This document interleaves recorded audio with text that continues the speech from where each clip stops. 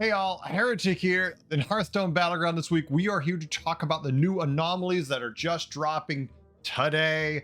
These are the ones we expected to come out, and they should be hitting about 1 p.m. Eastern time. Now, let's see if they're any good. First, we have Treasure Horde. Okay, there's 4 different versions of Treasure Horde. First being on turn 5, discover a golden tier 3 minion. Next, on turn 6, discover a tier 4 minion. On turn 7, discover a tier 5 minion, or on turn 8, discover a tier 6 minion. Now, these have the same name, but they are 4 different, slightly different anomalies. So you're not going to get all this in one game, which would actually probably be more fun to just have the Treasure Horde be every turn discover a progressively better gold minion. If we were going to go crazy and do this right, I think that's how we would do it. I already think there's a lot of RNG in this because it's a discover. There's a lot of different cards at these tiers. If you discover 3 poor minions and your opponent discovers 3 great minions, well, they have to sit and make a difficult decision while you're sitting there looking at crap, going, well, it's a gold card. At least I get a triple out of it. Other than that, though, it doesn't feel good. So yes, these are gold cards you are generating. So remember, when you play them, you're also going to get a triple reward from these. So make sure if you get these, you probably just tier right up. Unless the triple in the next tier is what you want, I would probably tier just to go for the higher tier minions, especially when you're starting to look for like the turn 7 and 8 one. It's like, just go to 5, get that tier 6 triple. That way, in case the gold minion's garbage, hopefully at least you find winning direction with that. Next up, we have Valuation Inflation. And if you want to talk about an anomaly that will make you have questions, Tavern Tier 1 does not exist. Minions cost gold equal to their tavern tier. All right. Well, okay. First, I'm going to assume, and I have to assume because we haven't been told, that you're going to tier like normal, but we're going to start at tier 2, I'm guessing, because there's no tavern tier 1. And obviously, the cost of tiering is going to be a little different because in other lobbies where we've seen these anomalies, they have been a different rate. And the minions are going to cost gold equal to their tavern tier. Do you really want to tier up very much?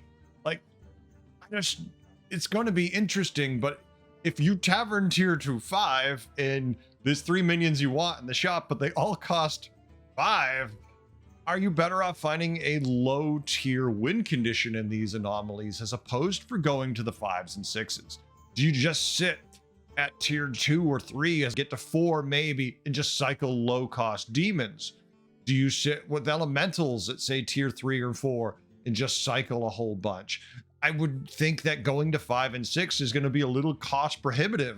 You know, those big high costing things like mechs. Mechs win conditions cost 5 and 6 and are very expensive to get on the board to begin with, just in the tiering methods, let alone the cost of the minions themselves. I mean, yeah, if you triple into it, that's great. But if you have to buy multiple tier 5s to triple into a 6 example, that's not affordable anymore. This is going to be interesting. And the ban list for this is Patient Scout, Captain Hooktuss, Sneed, Ambassador Phelan, AFK, Millhouse, Ticketus, and ETC are all banned from this. And that makes sense because all of these heroes either get free minions, generate minions, they get things that would break this lobby fundamentally, but we'll see what they missed.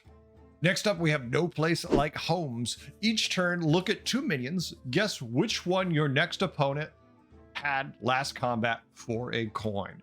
These are pretty easy. It's basically the same as playing the hero Murloc Holmes. Well, it's not basically, it is. And basically everybody gets Holmes in addition to whatever they are. I wonder if Holmes is in this one. Do you get to do it twice? Do you get double the rewards if you get it right or wrong? Would make sense if he wasn't, just for the redundancy, but more economy if you get your bets right. I think this one is kind of boring, but it's not bad either. It's a good generic one. But since you get the increased value of seeing them on the first week they're in, if you have to play like 10 games of No Place Like Holmes, you're going to be sick of this one really, really fast. What do you think? Do you like the anomalies this week? Are you excited about any of these? I think Treasure Horde and Valuation Inflation both look interesting, and I potentially am going to enjoy playing.